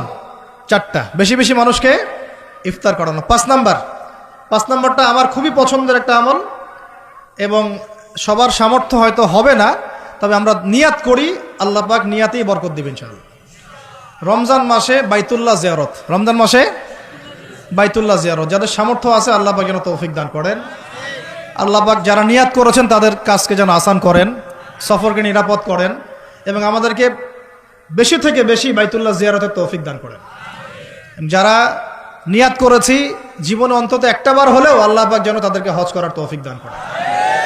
বাইতুল্লাহ জিয়ারতে অনেক অনেক ব্যাপার আছে রমজান মাসে। ওখানে আপনার একটা পরিবেশ থাকে, একটা জান্নাতি পরিবেশ, ইবাদতের মৌসুম থাকে। হ্যাঁ, রোজা রাখা, নবী সাল্লাল্লাহু আলাইহি ওয়াসাল্লামের রওজা জিয়ারত, বাইতুল্লাহ তাওয়াফ, ঠিক আছে, ইসলামের ইতিহাসের জায়গাগুলো ঘুরে দেখা, তারাবি, মানে একটা অন্যরকম আমেজ সেখানে বিরাজ করে। আল্লাহ রাব্বুল আলামিন আমাদেরকে রমাদান মাসে বেশি থেকে বেশি বাইতুল্লাহ জিয়ারতের তৌফিক দান করে নেন, আমিন ইয়া রাব্বুল আলামিন। 5 নাম্বার, এটা সবার হয়তো তাকদিরে নসিব নাও হতে পারে, তবে নিয়াত করে রাখেন, আল্লাহ পাক কোনো না কোনো দিন তৌফিক দিবেন ইনশাআল্লাহ। 6 নাম্বার, রমজান মাসে আমরা আমাদের ফরজ আমলগুলো কোনো অবস্থায় ছাড়বো না ইনশাআল্লাহ। স্পেশালি আমি এখানে একটা ফরজের নাম উল্লেখ করছি, সেটা হলো যাকাত। সালাতের কথা আমি না বলে যাকাত বললাম কেন? কারণ নামাজ আপনারা সবাই পড়েন রমজান মাসে, কিন্তু যাকাত বেশিরভাগ মানুষ দেয় না। যাকাত ইসলামী অর্থনীতির মূল ভিত্তি। যাকাত ছাড়া ইসলামী অর্থনীতি সচল থাকবে না। এই কাজটার ত্রুটির কারণে আমাদের এই অর্থনৈতিক স্যাংশন বা সমস্যাগুলা, ইনফ্লেশনগুলো হয়ে যায়। আল্লাহ পাক আমাদের অর্থনীতিবিদদেরকে ইসলামী অর্থনীতি বোঝার তৌফিক দান করেন। এই অর্থনীতি ওমরের যুগে ছিল, ওসমানের যুগে ছিল, আলীর যুগে ছিল, আবু বকর তার যুগে ছিল রাদিয়াল্লাহু আনহুম আজমাইন, আল্লাহর নবীর যুগে ছিল। তখন গরিব মানুষ এইভাবে ওই ছেচেও একটা খুঁজে পাওয়া যাইতো না, একটা গরিব মানুষ। আর এখন কি অবস্থা তো দেখতেই পারতেছেন। আল্লাহ রাব্বুল আলামিন আমাদের সবাইকে রমাদান মাসে যাকাতগুলো দেওয়ার তৌফিক দান করে না। 7 নাম্বার হচ্ছে রমাদান মাসে এমনিতেই বেশি থেকে বেশি নফল দান সদকা করবেন ইনশাআল্লাহ। আল্লাহ পাক বেশি বেশি নফল দান সদকা করার তৌফিক দান করে না। 8 নাম্বার, রমাদান মাসে ফরজের সাথে সুন্নত আর নফলে অনেক বেশি পাবন হওয়ার চেষ্টা করবেন। খাস করে রমাদান মাসে কিয়ামুল লাইল এবং তারাবির কোনোভাবে যেন ছুটে না যায়। অনেকে মনে করেন যে তারাবি পড়লে রাত্রে আবার ওঠা যাবে কি যাবে না? যাবে। তারাবির নামাজ আপনি প্রথম রাত্রে পড়লে শেষ রাত্রে আবার নামাজ পড়তে পারবেন ইনশাআল্লাহ, কোনো সমস্যা নেই, বরং ওটা আরো ভালো। ওই সময় আল্লাহ রাব্বুল আলামিন আহ্বান করতে থাকেন, কে আছো চাইবা আমার কাছে আমি দিব, কে আছো আমাকে ডাকবা আমি ডাকে সাড়া দিব, কে আছো আমার কাছে ইস্তেগফার করবো আমি ক্ষমা করব। প্রথম রাত্রেও তারাবি পড়বেন ইনশাআল্লাহ, শেষ রাত্রেও চেষ্টা করবেন অন্তত 2-4-6 রাকাত হলেও নামাজ পড়ার। আল্লাহ পাক তৌফিক দান করুন। তো তারাবি নিয়ে অনেক কথা এখানে শোনা যাবে ডানে বামে। আর আমাদের তো ইস্যু পাগল জাতি, মাশাআল্লাহ। আমরা কি পাগল জাতি? ইস্যু পাগল। ওই ফিলিস্তিন ইস্যু এখন নাই, শেষ। তারপরে যে ট্রান্সজেন্ডার গন কেস শেষ। তারপরে শরীফা ঠান্ডা, শিক্ষানীতি ঠান্ডা। এখন ওই যে অনলাইনে ঢুকলেই দেখতেছেন ওই চলতেছে আর কি। হ্যাঁ, 8 টাকা 20 টাকা তো আসবে সামনে, এখনো লঞ্চ করেনি ওরা। কিছু শোনেন, এগুলো বাস্তব অভিজ্ঞতার আলোকে বলছি। কিছু কিছু মানুষকে আমাদের সমাজে ছেড়ে দেওয়া হয়েছে যাতে এরা মুসলমানদেরকে আপোষের গন্ডগোলের মধ্যে ব্যস্ত রাখে। ছেড়ে দেওয়া হয়েছে, এরা পেইড, এদেরকে পেট্রোনাইজ করা হয়, এদের এজেন্ডাই এটা। এরা আপনাকে আমাকে লাগাই দিবে, আমাদেরকে মূল ওই শেকড় থেকে সরাই দিবে, দিয়ে ডালপালায় ব্যস্ত করে রাখবে। এবং এইগুলোতে পিছনে কাজ করতেছে কিছু দাড়ি টুপিওয়ালা মানুষও। কিছু দাড়ি টুপিওয়ালা মানুষেরও এভাবে ওদেরকে কিনে ফেলা হয়েছে যে তোমাদের কাজই হচ্ছে মুসলমানদের মাঝখানে খালি লাগাই দিবা। দেখেন, একটা অন্যতম মানে মেজর একটা ইস্যু কাদিয়ানি ইস্যু, একদম চুপ, কোনো কথা নাই। একটা মেজর একটা ইস্যু হচ্ছে ইসাই মুসলিম ইস্যু। সারা বাংলাদেশে ইসাই মুসলিম বানাচ্ছে মানুষকে, একদম চুপ, কোনো কথা নাই। একটা মেজর একটা ইস্যু ফিলিস্তিন ইস্যু, একেবারে মুখে কুলুপ, কোনো কথা নাই। একটা মেজর একটা ইস্যু ট্রান্সজেন্ডার এবং সমকামিতা, এবং এই যে একটা কি বলবো বিতর্কিত শিক্ষানীতি, একদম চুপ, কোনো কথা নাই, কোনো কথা নাই, চুপ। সুদভিত্তিক অর্থনৈতিক সিস্টেম, একদম গোড়ার একটা সমস্যা, একটা কথা নাই। পুরো ভূরাজনৈতিক প্রেক্ষাপটে মুসলমানদের আজকে মেরে কেটে কচু কাটা করে ফেলছে, একদম চুপ, কোনো কথা নাই। পরে থাকবে তোর আমিন জোরে আর আমার আস্তে, তো হাত কোথায় বাদস, নিচে না উপরে, তো রফল ইদেন করস না পায়ে পা লাগাস না। তো ওই জন্য আমাদের একজন বরেণ্য আলেম আছেন, তরুণ ভাই আমাদের, মাশাআল্লাহ, আমরা দোয়া করি আল্লাহ পাক ভাইয়ের নেখায়াত আল্লাহ পাক বরকত দান করেন, লম্বা নেখায়াত দারাজ করেন, সুস্থ রাখেন। ও ভাই বলছে, ভাই আমি তো, এরা তো তর্ক করে আমিন জোরে বলবো না আস্তে বলবো, আমি তো বলি আমি আমিন বলিই না। দেখি আমি যদি আমিন না বলি আমার নামাজটাকে কেউ ভুল প্রমাণ করে দেখাক। দেখেন আমার নামাজ বাতিল প্রমাণ করে দেখান। আমি আমিন বলিই নাই, আপনি মারামারি করতেছেন জোরে না আসতে এটা নিয়ে, আমি বলিই নাই। আমার নামাজটাকে বাতিল প্রমাণ করে দেখান ফিকহের উসুল থেকে। পারবেন? কিয়ামত পর্যন্ত পারবেন না, কিয়ামত পর্যন্ত পারবেন না, কারণ ওটা কোনো ফরজ কিছু ছিল না। নামাজ হয়ে গেছে, আমার নামাজ কি হয়েছে? হয়ে গেছে। একজন বলতেছে যে কি, হ্যাঁ চুপে না আসতে, একটা কি হাত বাঁধাবাঁধি, হ্যাঁ নাভের উপরে নিচে ইত্যাদি ইত্যাদি। তো ভাই আমি বাঁধি নাই, হাত কি করি নাই, আমার নামাজ ভুল প্রমাণ করে দেখান। বসে নামাজটা দেখি যে হাত বাঁধি নাই, আমার নামাজ হয় নাই, প্রমাণ করে দেখান। তাহলে আপনাদেরকে বুঝাইতে চাচ্ছি যে মূল যে বড় বড় ইস্যুসগুলো আছে, আমাদের শেকড়ের সমস্যা, এইগুলো থেকে দৃষ্টিভঙ্গি সরাই দিয়ে সারাদিন এমন কিছু বিষয় নিয়ে আমাদেরকে ব্যস্ত করে রাখা হয়েছে, যার ফলে আমরা আমাদের মূল গন্তব্য থেকে সরে গেছি।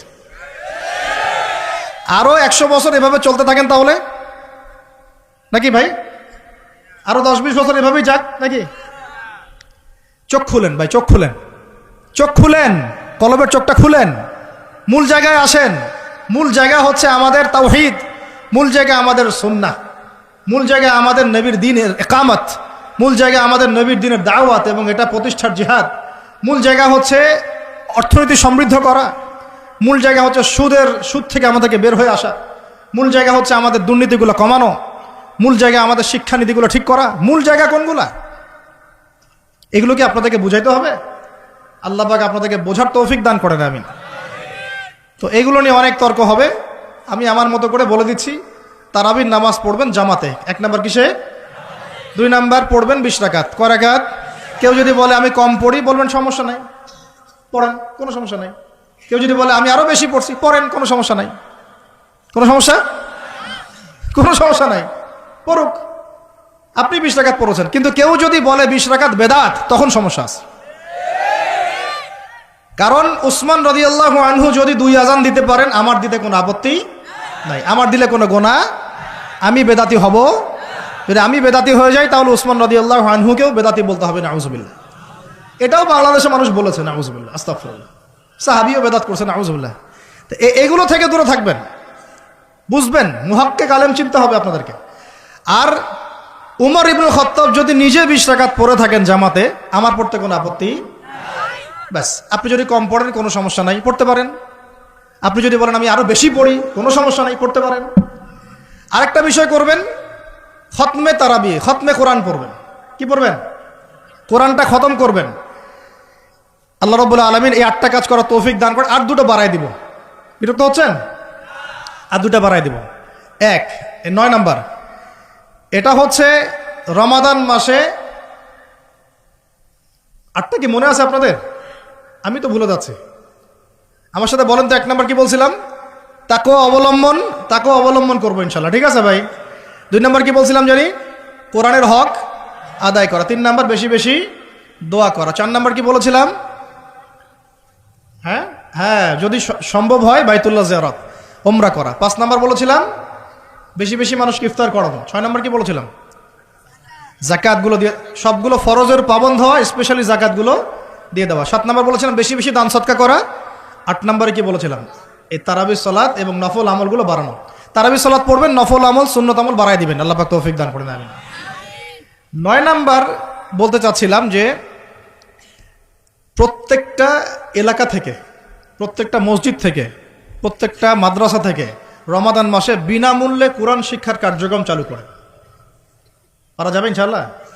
অন্তত আপনাদের এলাকা থেকে, এই এলাকার মসজিদ থেকে, এখানকার মাদ্রাসাগুলো থেকে বিনামূল্যে কোরআন শেখানোর কার্যক্রম করা যাবে না ইনশাআল্লাহ? নারী পুরুষ সবার জন্য উন্মুক্ত করে দেন, সবার ঘরে ঘরে কোরআন শিক্ষাটা পৌঁছে দেন। তাহলে আমরা ওস্তাদদেরকে হাদিয়া কিভাবে দিব? যারা শ্রম দিবেন, সময় দিবেন, আপনারা আপনাদের পকেট থেকে অর্থ বের করে কালেকশন করে ওস্তাদকে হাদিয়া দিবেন ইনশাআল্লাহ, এবং মানুষের জন্য ফ্রি করে দিবেন। তারা আসবে, শিখবে, এবং 1 মাসের মধ্যে কোরআন শেখানো যায় না, কিছুটা শেখানো যায় না, ওই অতটুকু শিখুক, আল্লাহ পাক ওই ওসিলায় যদি কবুল করেন, তাতেও তো ইনশাআল্লাহ আগামী দিনে তার জন্য কল্যাণ করা হতে পারে। আল্লাহ পাক আমাদের সবাইকে এই কথাগুলো বোঝার তৌফিক দান করেন। এবং 10 নাম্বার এবং সর্বশেষ কাজ হচ্ছে রমাদান মাসে আমরা আমাদের বিগত জিন্দেগির যত গুনাহ, এগুলোর জন্য যেমন ইস্তেগফার করব, এবং সারা জীবন আল্লাহ পাকের সমস্ত কবিরা এবং কাবায়ের ফাওয়াহিশ এগুলো থেকে দূরে থাকব, এই মর্মে একটা দৃঢ় প্রত্যয় আমরা ব্যক্ত করবো ইনশাআল্লাহ। আগের গুনার জন্য তওবা করব এবং আগামী পুরো জিন্দেগি যেন গুনাহমুক্ত জীবনযাপন করতে পারি, এই চেষ্টা আমরা অব্যাহত রাখবো ইনশাআল্লাহ। আল্লাহ রাব্বুল আলামিন এইভাবে রমাদানকে সাজানোর তৌফিক আমাদেরকে দান করেন।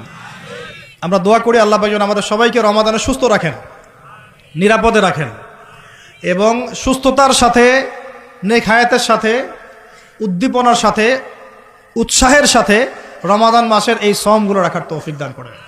বেশি বেশি রমজান মাসে কোরআন তেলাওয়াত করার তৌফিক দান করেন, দান সাদাকা করার তৌফিক দান করেন, আমাদের মা বোনদেরকে খাস পর্দায় রাখার তৌফিক দান করেন, সমস্ত হারাম ছেড়ে দেওয়ার তৌফিক দান করেন, সমস্ত কবিরা গুনাহ ছেড়ে দেওয়ার তৌফিক দান করেন, ফরজগুলোকে মজবুতির সাথে ধরার তৌফিক দান করেন, সুন্নত এবং নফলের পাবন্দ হওয়ার তৌফিক দান করেন, তারাবির সালাত এবং কিয়ামুল লাইল আদায় করার তৌফিক দান করেন, যদি সম্ভব হয় আল্লাহর ঘর জিয়ারতের তৌফিক দান করেন এবং বিগত জিন্দগির সমস্ত গুনাহ থেকে পবিত্র হয়ে একটা গুনাহমুক্ত জীবনযাপন করার দৃঢ় প্রত্যয় ব্যক্ত করার তৌফিক আল্লাহ পাক আমাদেরকে রমজান মাসে দান করেন। সর্বোপরি তাকওয়া অবলম্বন করার তৌফিক আল্লাহ রাব্বুল আলামিন আমাদের সবাইকে তৌফিক দান করে ধন্য করেন, আমিন।